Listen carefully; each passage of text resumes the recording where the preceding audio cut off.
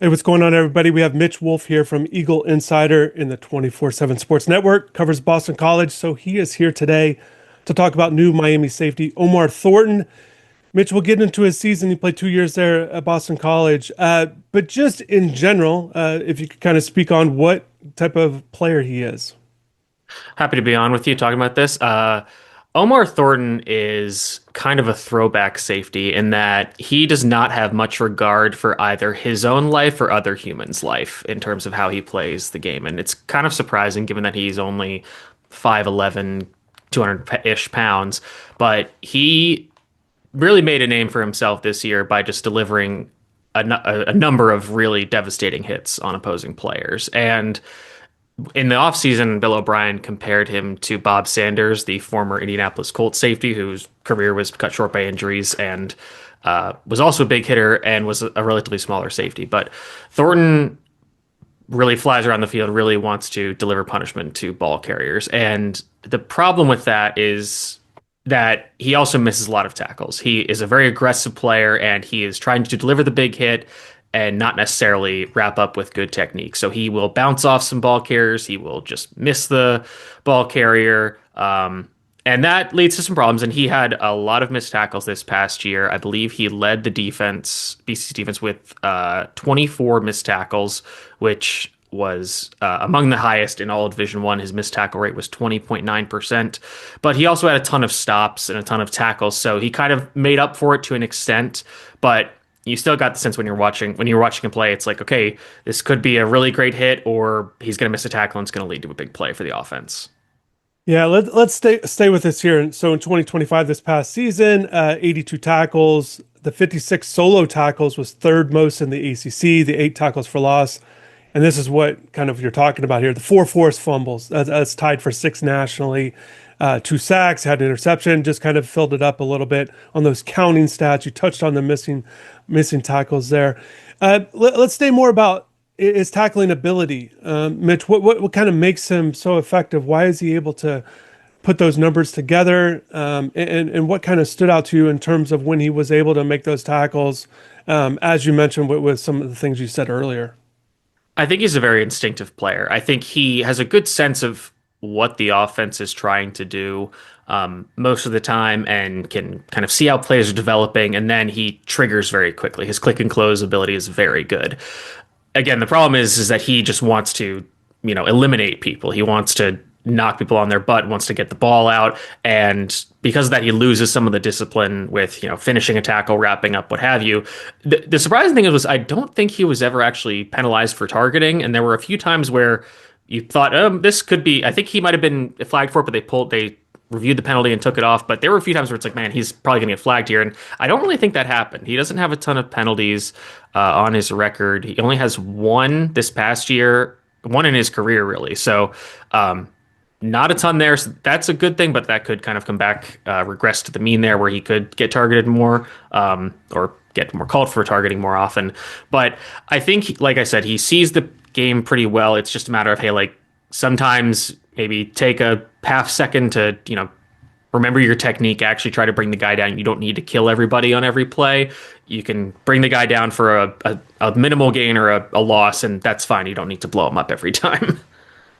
Yeah, and just kind of going back, I should have mentioned this from the beginning. Former American Heritage product, also played at Western there. So in 2024, as a recruit, 3-star recruit according to 24/7 Sports, as a linebacker prospect there. So he's going to be reunited with Malachi Tony, Xavier Lucas, guys he played with at American Heritage. How has that transition gone? Kind of in that linebacker mold, and then now getting into the safety stuff. And maybe that's part of the instinctive stuff in terms of being a tackler. But just how do you think that the transition has gone from him kind of sitting more in that safety spot? Yeah, he never really was considered, or like when he came to BC, he's always been listed as a defensive back or safety. There was never really any consideration of him playing linebacker just because of how small he is, even though how banged up BC has been at linebacker over the last few years. So as a freshman, he played a decent bit, mostly on special teams to start the year, but then as the year progressed, they got him a start. They got him seeing the field more at safety. He had a big game against Louisville in his first start, but otherwise results were kind of inconsistent. I believe because of that distinction as him being a linebacker initially, they or people that watched him were concerned about his coverage ability, and I think that that still sticks out a bit. You know, he's not necessarily the fastest in terms of he's going to be able to keep up with everybody in man. His zone instincts are a little, you know, when he basically if he is backpedal, he's much better going forward than he is going backward. So that makes kind of sense for a safety more than a linebacker, but you can see where he kind of gets messed up there. The other part of it is that because he's so aggressive and when he sees things, he's like, okay, I'm going to go after it. That will get him beat over the top. There was a few times where he got beat by double moves, by, you know, screen and go concepts, that kind of thing, where he's flying downhill. It's like, oh, nope, there's a route behind you and it's a touchdown. I know that happened against UConn at least once. It probably happened a few more other times this year. Might have happened against Pitt, I think. So that's something where you, again, want to see him develop, play smarter, not be put in as many positions like that. And BC this year, when he was a starter, they tried to kind of carve out a role for him where BC going into the year was pretty deep at safety, so they had the idea of playing him in the slot a decent bit. But then as the year progressed, they had a lot of injuries at corner, so they had to end linebacker. So one of their safeties moved to corner, one of their other safeties moved to linebacker essentially. So he had to cover up a lot, and all the safeties really struggled in those roles because they were all playing out of position and the defense was just generally bad.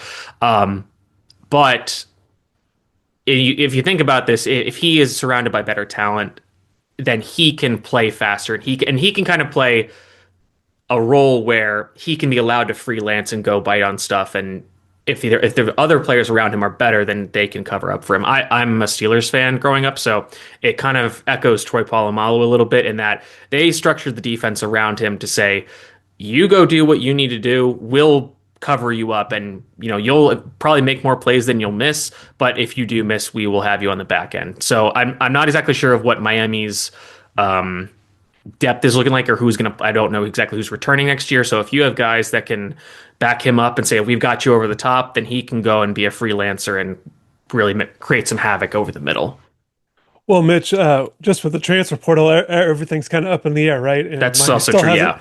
hasn't finished their season. But no, as it stands, you know, Miami's going to return Zachary Poyser, who's been a starter this year, and then Bryce Fitzgerald has fit in well in his role as a safety, as kind of that third safety, piling up a bunch of picks. But so it'll be interesting to see how it works out with Omar getting in there with different style than those two.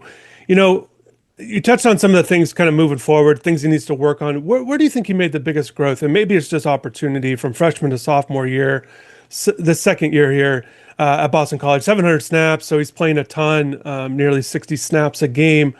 But where do you think he made the biggest growth from year one to year two, maybe off-season stuff to get him ready to be able to have a productive season like he had this year? Yeah, I would probably agree. It was just opportunity because last year he got that start and then he was playing some and you liked what you saw, the flashes again, the instinctiveness, the aggressiveness, and you're like, okay, like if this guy can figure some things out and get more of an opportunity, then we can see what he can really blossom into. And again, you saw some of that stuff progress really well with how aggressive he was, how hard he was hitting, how fast he was playing.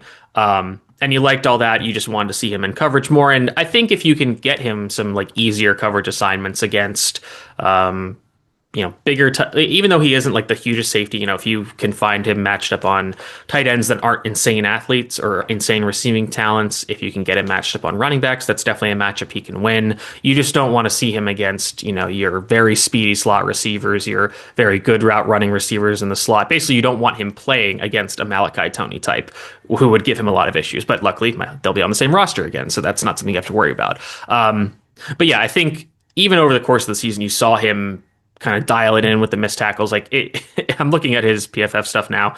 It's actually kind of crazy. In the Pitt game, he missed 8 tackles alone. Oh, sorry, that's receptions. Well, in the Pitt game, he missed 5 tackles, and then against Stanford 4, against Georgia Tech 4, and then at Louisville he had 3. But then at the rest of the season, it's like 1 or 2. So that's going to happen when you're a safety, especially an aggressive one. You're going to miss some tackles. It is what it is. But there were other games like Notre Dame, again, very good opponent, only missed 1. Syracuse only missed 1. Cal 1. UConn 1. So it was up and down. And you think, okay, like if you can just dial it in and just be better at reading what the offense is trying to do to you, then maybe you can reduce this and play more under control. You don't even have to play slower. Just play a little more under control. And then you can be a very impactful defender that isn't giving up as many big plays as he's creating on his own. Mitch, we touched on the missed tackles, and then also earlier when you mentioned, kind of give, the stuff behind him a little bit sometimes. Is there anything else that kind of stands out to you in terms of things he'll need to or will want to clean up a little bit, kind of going into year three of his college career? Is there something else part of his game that you think maybe even a potential like, hey, if he can get a little bit better in this area, is there something that stands out to you in addition to those two areas that we've already addressed?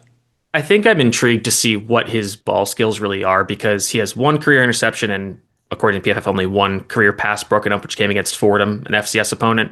So you're curious, okay, like if this guy is getting smarter in coverage and not biting and everything, like can he read the ball, track the ball downfield, and be a ball hawk as well as being a big hitter? And that's something that would be a great addition to his skill set. And it's just something we don't know yet, just because he hasn't been asked to do that a ton. Again, because of some of his own, I guess, issues or the way he plays, it takes him out of position sometimes. But if you can correct that, then it's like, okay, like if this guy can be breaking up passes, if he can, even just be in zone and break on the ball and make some more plays that way, that would be fantastic. But right now he's just not kind of in those positions a lot of the time because if he is in the zone, he's breaking downhill, and then it's like, well, now you're out of position. You don't really have an opportunity at all. But in the one interception against Cal, which was early in the season, he kind of had that play where the quarterback didn't really look him off enough, and he read the play, broke on the ball, and it was Cal getting picked off deep in their own side of the field. So gave BC great field position, and then they scored on the ensuing possession, I believe. So that's something that I'd be very interested to see what he can do, where if he can add that ball production to his skill set, then he can be a very special talent for a guy who is a pretty good athlete. And again, like I don't want him consistently matching him against receivers and man, but good athlete, explosive, quick, that kind of stuff. So obviously very disappointed to see him leave. He was somebody who I was really excited about for the future of this program. But I feel like he's going to have a bright future playing for Miami, and he's probably going to be in a lot of big games and make a lot of big plays. Sure. And, I think it's great to be able to assess a player of essentially what he still needs to work on, although still addressing that, he's still a good player. Look, this is a number 6 safety in the transfer portal rankings, according to 24/7 Sports. We touched on the tackle numbers, the forced fumbles, those things there are positive, certainly, with a guy like Omar. Mitch, is there anything, and I'm fascinated to find this out when a guy's so aggressive, but just anything on a personality standpoint, his mentality, anything that you've kind of learned over the first 2 years, just kind of type of player or type of person he is, maybe if you could assess some of that, things that you kind of know about his mentality, and obviously you kind of see how he plays in that playing style. I wouldn't say he's, the most verbal trash talker. Like it's not all the time, but when he does deliver those big hits, he's going to let you know. And again, like he wasn't penalized a ton. Didn't I don't think he was certainly one of the more public facing BC players. When they do their weekly media appearances, they usually will pick one player in offense, one player on defense, talk to the media every week, and he wasn't really picked for that a lot. They usually obviously lean more towards veteran players, guys who've been around longer, but you didn't see him do that much. So he's not. You could see him playing, but you didn't get a ton of information of his personality. But when you watch him play, you definitely see, okay, this is a guy that talks the talk and walks the walk in terms of I'm gonna deliver some big hits, and then I'm gonna talk a bit to you to let you know that I'm here, and I'm gonna hit you as hard as I can on every play. Sure. Well, Mitch, this is great insight. Appreciate you taking the time breaking down Omar Thornton, newest Miami safety. Again, you can follow Mitch on at Eagle Insider there in the 24/7 Sports Network. But thanks again, Mitch. Take care. Thank you.